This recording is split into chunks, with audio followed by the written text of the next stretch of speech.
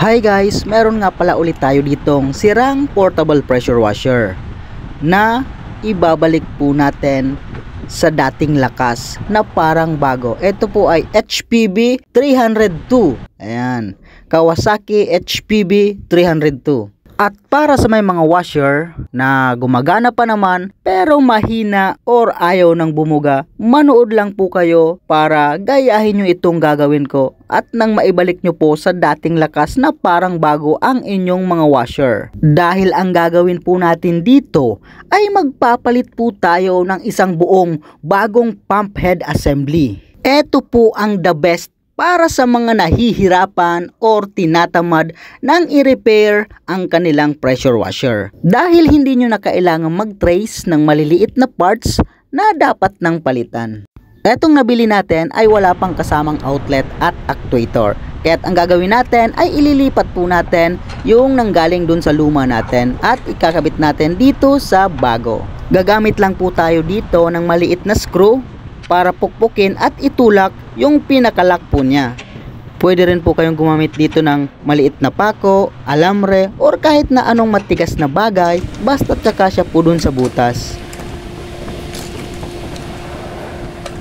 Meron ako ditong pinakamaliit na Allen wrench at ito ang ginamit ko rito. At dahil po dyan, ang bilis niya pong umusli at natanggal. So, bali 2 piraso po yan na letter U ang itsura.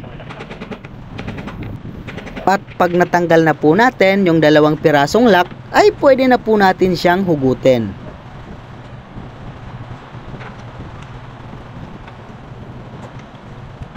Oops!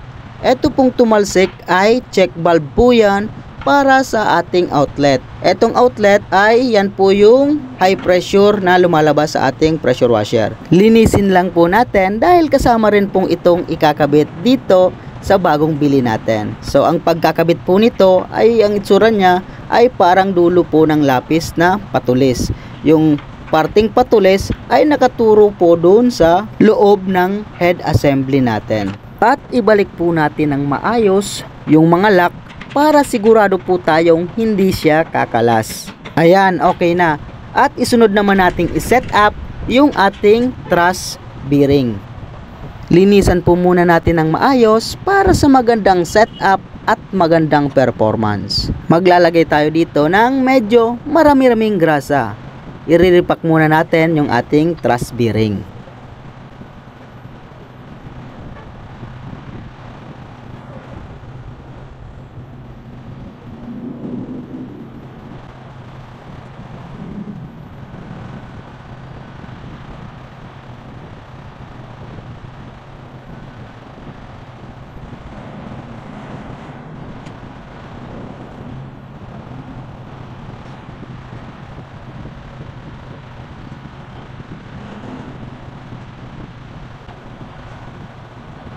At maglalagay rin ako dito ng oil para smooth at mas lalong tumibay ang ating pump.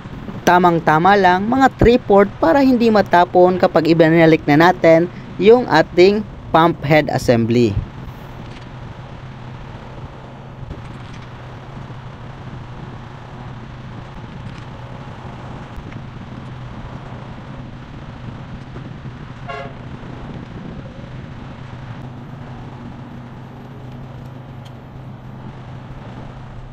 At para naman sa pagkakabit ng pump head, dahan-dahan at balanseng paghihigpit ang kailangan hanggang sa ito ay lumapat.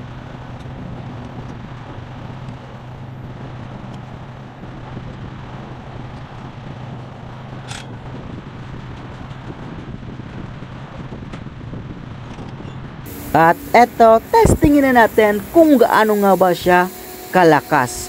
Ayun, masakit talaga siya. So malakas na parang bago na ulit.